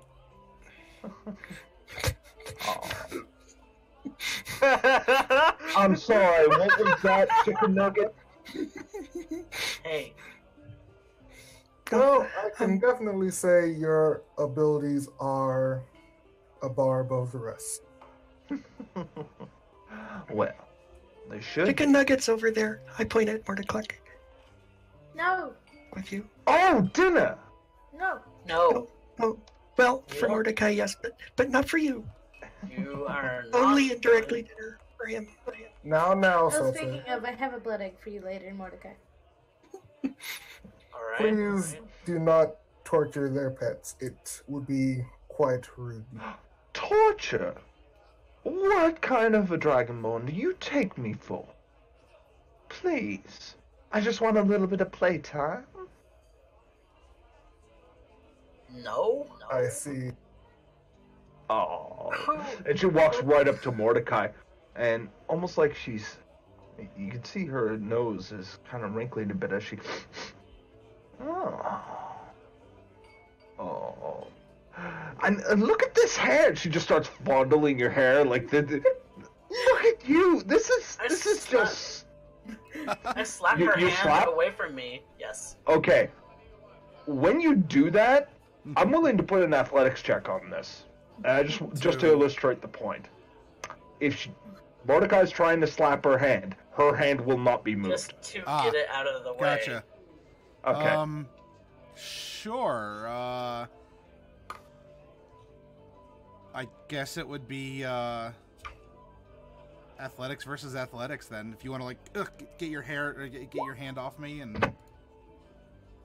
Oh, that's just. So when you do that, Oh, it's like hitting no. solid steel. Oh, that's just. What in the nth beloved hell is that? Yeah. You swear that her muscles aren't muscles, they're bridge cable. Don't let her Do stature not fool you. do not ruffle my hair. But look at it, it's just so, it's so pretty. Yeah, I but walk it takes away. a lot of I work walk back on in it. the room. You can ruffle mine if you want. Oh, thank you so much, Chicken Nugget. She starts Hey, to but- ruffle your hair. But please don't That's call me Chicken right. Nugget. You can ruffle me though. She picks you up and just face to face, this gnarl of teeth. Oh, but you're just so scrumptious. Please stop referring to me as food. I'm not Don't do food. that, right? Oh, Put her no. down. It's okay. Please It's okay. I don't control yourself. mind being picked up sometimes. Right now it's okay, but please don't refer to me as food. I'm not food. I'm sure I'll come up with another nickname for you later, sweetheart. Okay. She puts you down. Okay. And yeah, she indeed just kisses you like random. There might be a slight hiss or a slight tingling Or kiss sensation. you. I don't think that's possible. She'll find you here corrected soon enough. As you can Wait, see, range the up, Sultan range is a wonderful personality. It just grows on you after a while. Quite. Oh, Hey. don't look so annoyed. I mean, So do the you're shingles. Aw. Now you're just being rude. But I give as good as I get, I can guarantee you that. And if I overheard downstairs, one of you is most certainly not quiet upstairs. Wonder if they make a good basement. Oh my. What are you even on about? Oh, just who's more fun? The sack, dear? Nobody's interested here. Oh, everybody's interested. It's just a matter of timing, opportunity, and... Well, unless you... Are you having difficulties here, little tiefling? Do you want me to fix it for you? I can fix all kinds of things for you. Jesus Christ. She starts to kind of walk around the room, just kind of looking. No, these drab settings won't do. No. There's got to be something better around here. I mean, look at this. It's so shabby and no stone at all. Just wood and And this is the Yeah. suite, mind you, everyone. She's going through and So, you're living in response to that, in I cast squatters' Major quarters. Image inside of the room into... It looks a lot like the tree that Van Bartolus lived in, but it's gnomish decorations. Oh, now see, that right there is such an improvement, wouldn't you agree? Timeless. It does look nicer. Oh, that's just so... Oh, I am actually gonna absolutely love spending time with you all. Why the long face, Tiefling? You look angry. I mean, you have the longest face, if you look. Everybody, I'm glad you're staring at my face. Eyes up here. Nice one, Bright. It just seems soon. Oh. What's wrong? Zeltu is here to be helping you out. Don't you know that? Oh. I Maybe my help's appreciate- not appreciated. I appreciate that you're willing to help us out. Oh, well. So, what is it exactly that you do, other than, like, eavesdrop? Oh. That's very rude. Ironically, I don't particularly care. Also, you But- should have a look at if you do think that. You know what? That's gonna be your nickname. I like you, Lookout. No, don't call me that. That's Oh, your Bly, line. you do it so well. I, I know I Her did name it is well. whatever I say it is. Ooh, No, it's asserting. Norlai. I can entertain Miss Seltzer for a while to prepare for the ritual. Yeah. After a while, you should really speak to her more. She is actually quite interesting and has done a few jobs for me here and there.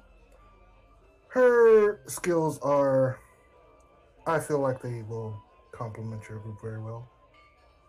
I would at least say, try to get to know her a little bit more.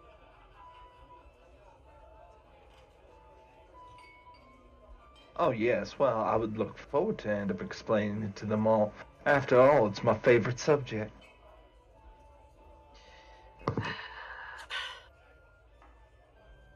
Yes.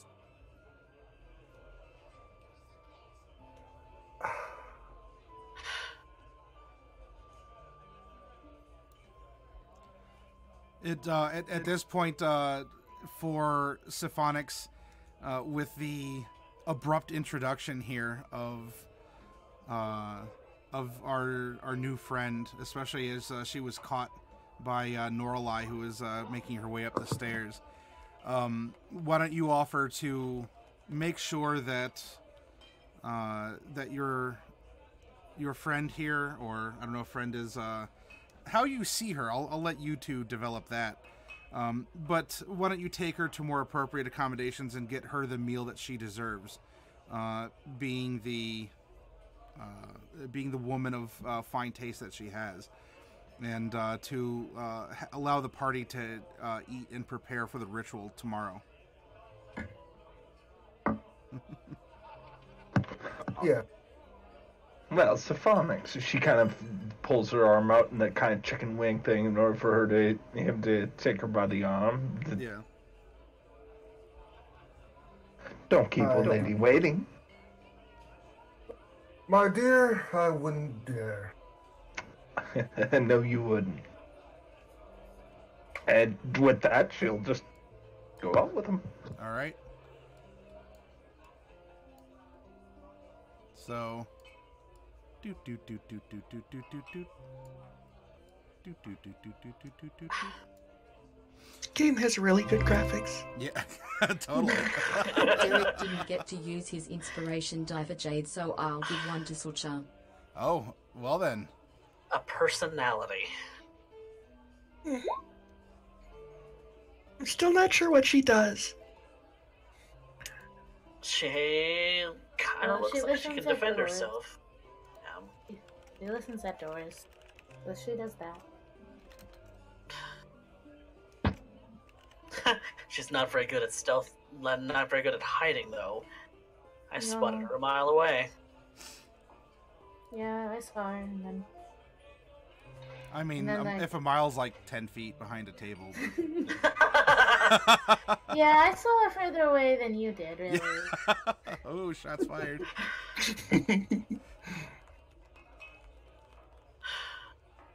I don't know. It seems. I mean, I don't know. Syphenix seems to think she's good, and that probably means she's not, because everything Syphenix tells us is wrong. So,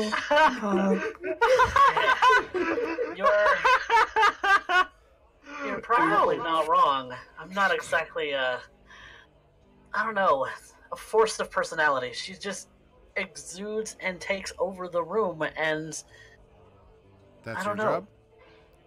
No, it's not my job. it kind of is literally your job.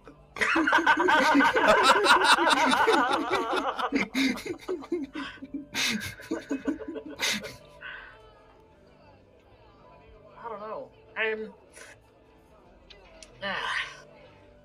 It's weird. It just seems wrong, you know, to replace Jade. No, don't think of her as replacing Jade. Think of her as someone we have to put up with for a while. I don't know. What do you think, Celine? Celine kind of just hops up because she's getting rather hungry, so she's actually going to go downstairs and get something to eat. But as she leaves, she goes, we're going to deal with her for as long as is necessary in order to deal with the issues that we are currently facing.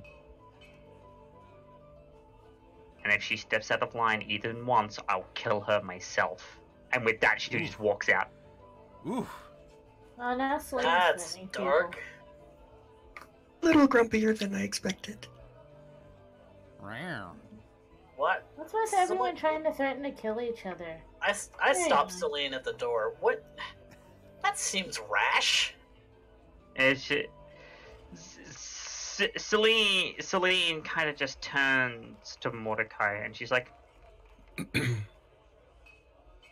maybe, but I'm not putting up with this anymore. Putting up with what? Everything. I think she's just angry. You're still vague. It's like,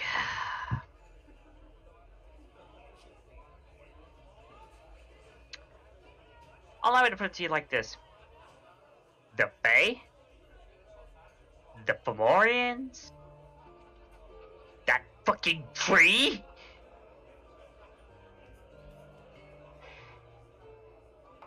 All arms?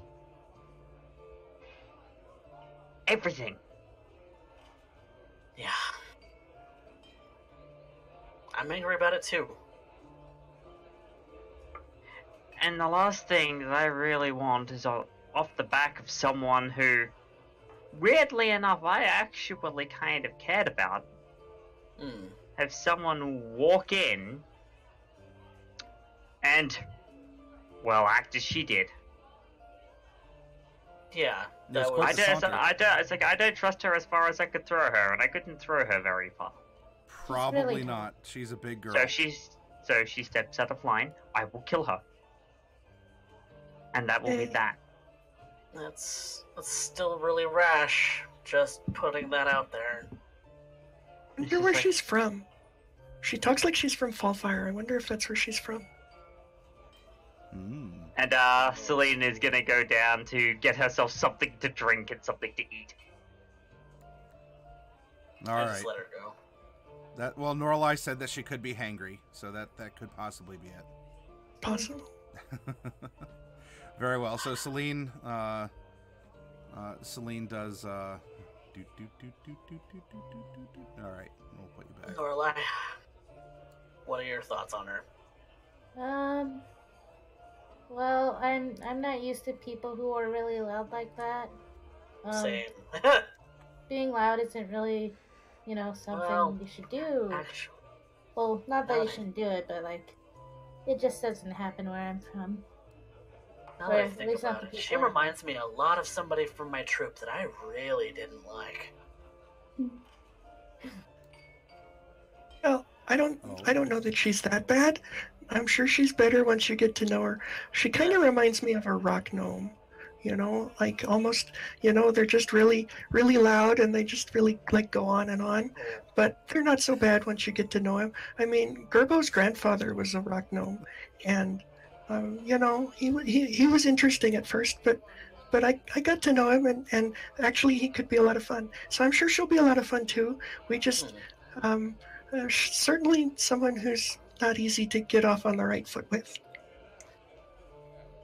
Yeah, I did know somebody similar as well. And when I was younger, I apprenticed at a shop, and this little rock gnome would take no shit from no one.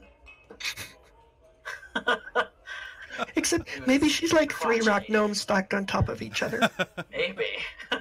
She's three rock gnomes in a dragon mask in a trench coat. Yeah. I'll have you know that her bench at this point is 12 rock gnome. Oh, Mordecai, I got food for you. Here's the egg. Oh, thanks. I was getting a little peckish. Is that a chicken joke?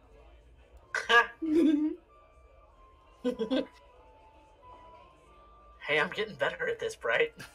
Yeah, I was gonna say something like that too. Jokes are not my thing. Encouraging words, maybe, but... Well, I think we could all use a little encouragement these You days. just have to learn to embrace the pun. with a little bit of suspense, a little bit of humor, Syphenix has gone to take Selter out to the type of dinner that she deserves.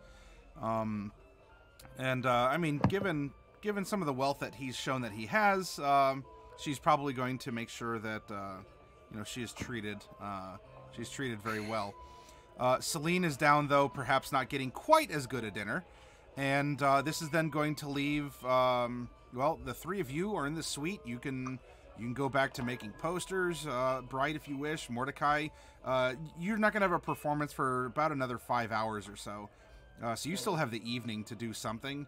And Norlai, I mean, the animals are taken care of, and they're going to be tended to because of the sort of the entourage with Mordecai here. Well, if I still have papers to make, I'll make the papers. Okay. At this point, if there's 5 hours, it's probably to you'd be asked to go and run out and sort of glue them to a couple different very popular signposts and. Okay. And I didn't boards. volunteer for that part. I only volunteered to make them. Oh well, I can't leave my desk. What do you reckon? You gotta pay for that part. Yeah, I'm not interested in that, but I'm happy to make them for you. Here they are. There was a gnome that I used to know who he really liked to do this sort of thing. We called him Xerox. I don't know if that's a real gnomish name or not, Yeah, but he would just make copies of things all day. And so he kind of taught me to do it. And so they all look how much they all look the same. So anyway, I think it's really good work. But maybe one of your employees, if you have a barmaid or somebody, maybe they could put them up. Nah, but I can have one of the stable boys take care of it. Yeah, that seems fair. Okay. And then I also would like to maybe take a bath if there's an opportunity for a bath. And then there's one also up in the suite. Maybe a short rest. Yep, you don't even have to use it. If you want to use the public bath, you're welcome to, but otherwise you have a No, private one in I'll your take suite. the private one. Okay. And then maybe also a short rest. Okay. That'll Potentially overlapping with the bath. That's fine. you can have some fragrances brought up or whatever. A nice lavender soap or whatever would please you. Mordecai Norlai.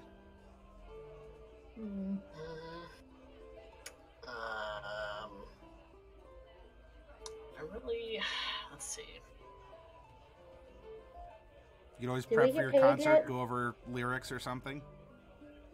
Yeah, I think I'm just hanging out in the room, maybe making sure that my violin's properly tuned, maybe playing a song or two. All right. I don't really have anything else that I wanted to look into. Norlai. Actually, Oh. I wanted to see if I could, because this had been brought up before, I wanted to see if I could create, or at least draw schematics for what a hollow arrow would be for corpus creeper seeds. Aha. Then make a let's see. I guess that'd be tinker off of intelligence. With my proficiency in tinkering tools? Yes, that's fine. Okay. Because you're having to reckon the plan according to the tools that you have available should you want to make one of these yourself. Okay, 16. You have a schematic. I mean, is it perfect? And it's a prototype, and it seems to be sound. So there you go. All right, that's what I'm doing for most of the time. Okay, so you have a sort of a seed injection arrow schematic or a prototype. Okay. Right. And I'm sorry, the Norlai, you have. I mean, you don't have to go to the concert. You can just sleep if you want. I think I'm just gonna hang out, maybe help Mordecai a bit, but just kind of relax for today. Okay. Then Mordecai... Probably get some extra petting in. Sure. Norlai is giving you some cheerleading, some motivation. How you holding up, kiddo? I'm doing alright now. You know, petting chickens really helps. They're really soft. You want to pet Mordecai? I go to pet her. She's awesome.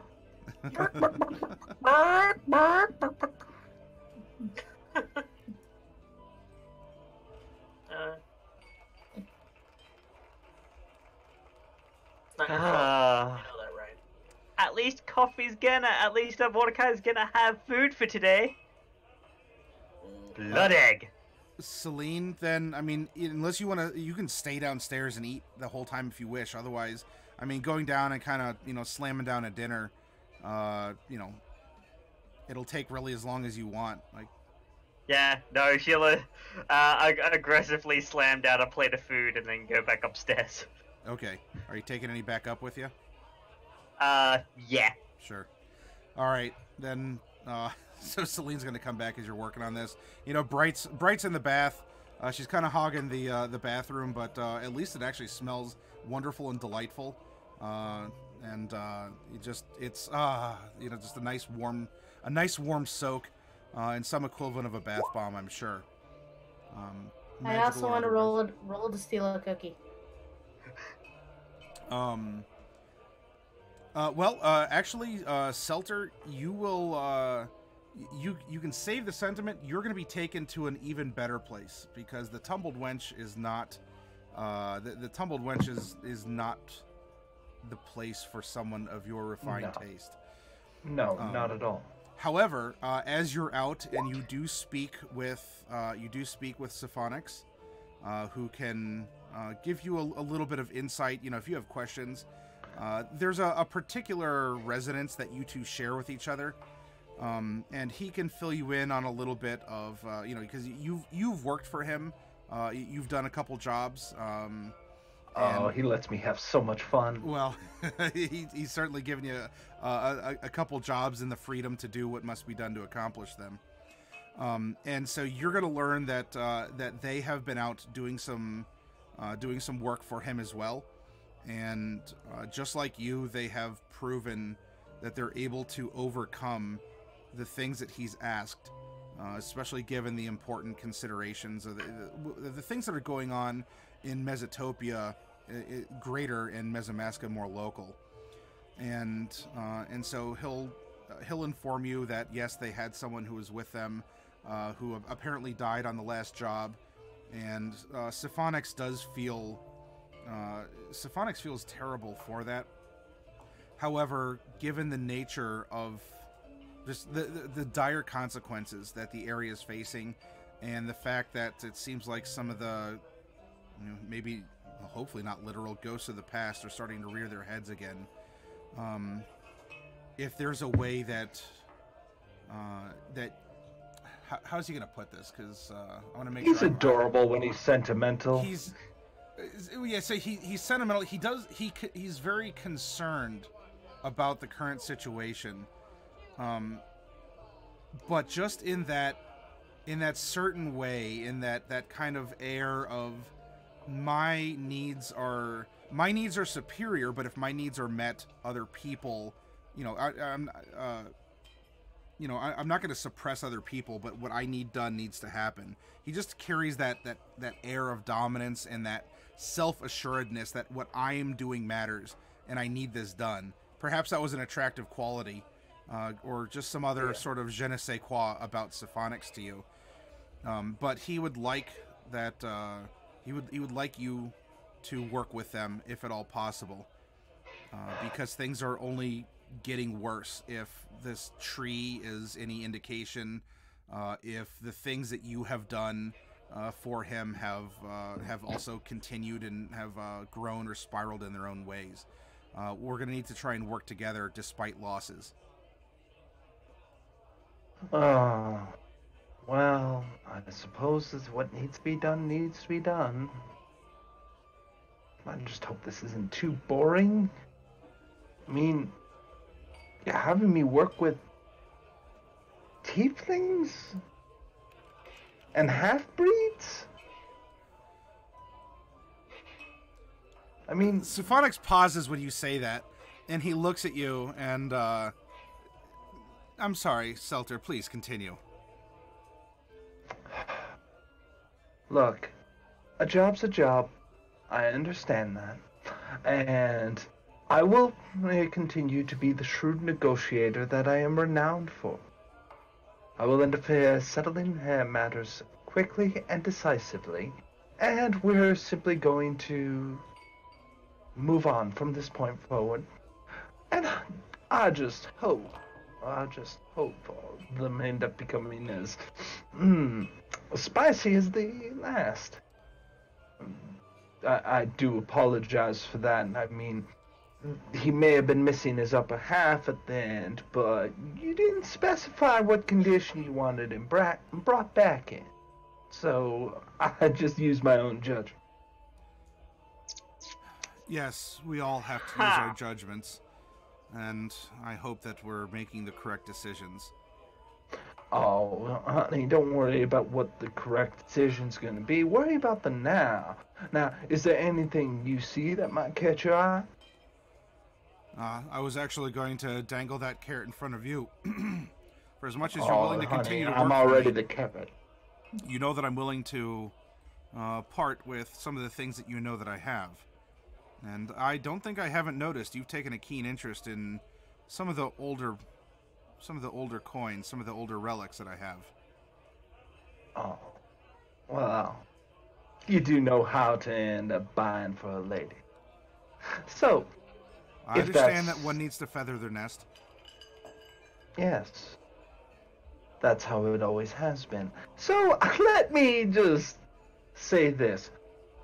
You want them standing, you want them walking, you want them talking. Well, then I will oblige you. After all, you're just you. And I absolutely adore that quality. It's an aspiration, really. So, hopefully, this will end up running smoothly. And if not, well, that's why you've ended up bringing me along, dearie. You do have a way of ironing out various wrinkles. And yes, as far as I'm concerned right now, I'd like you to go with them and help keep them safe, help protect them or guide them or be a voice of some kind.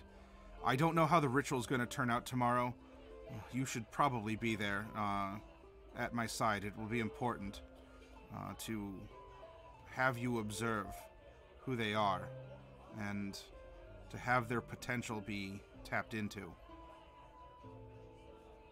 I need you to know who they are if you are going to work with them. I owe them that much, that extra security, that... Then it'll be handled, darling.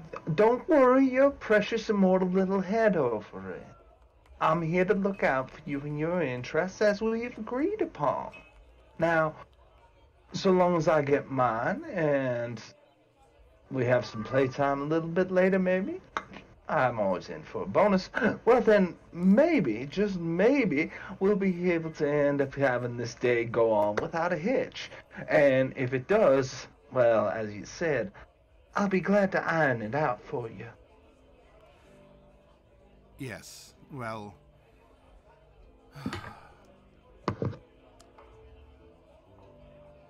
Let me prepare for the ritual first, and then I'll see...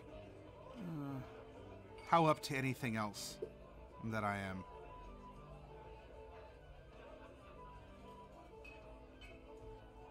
And your chat can continue on for a little bit. And at a certain point in time, though, he's going to... oh, good heavens, look at the time. And he looks at his sundial on his wrist at night. There is a concert. Actually, if you want to see a good show, I understand Mordecai is... Mordecai is quite the man to put on a performance, and... Oh, we're all performers in our own ways, darling. She kind of boobs his nose. Yes. And he's noticing it. He's trying to continue on as you're having this like playful, coy session here with him. I made sure that he was rewarded handsomely for it the last time he performed, and I intend to go back. Now, I don't know, do you require any sort of modification, or would you like to be yourself? Honey, the type of modifications I'm looking for, well, let's just simply end up saying that for your vast power as it is now, I think it needs to be significantly higher for the things that I'm looking for. But I'll keep you in mind if you can help. I'd like to stretch my wings, so to speak. Very well. Then why don't you go on ahead and get yourself a seat, and I'll be around. I almost always am. Oh, I'm counting on it. And he looks at you, and he snaps through, and a couple you see that his hair sort of like falls out and grows back, but it's like a shiny auburn, and he has more of an olive tone complexion to his skin. That, or perhaps something a little brighter, and goes into blonde, but not the blonde he was rocking, not like super bright, summer's day sunshine blonde, but more of a almost white, like a platinum. Oh, well, I think the brighter bit of you shows pretty well. After all, that might be appropriate, but honestly, I like you just the way you are. No worries on standing out. You should embrace it a bit. I mean, after all, you are what you are.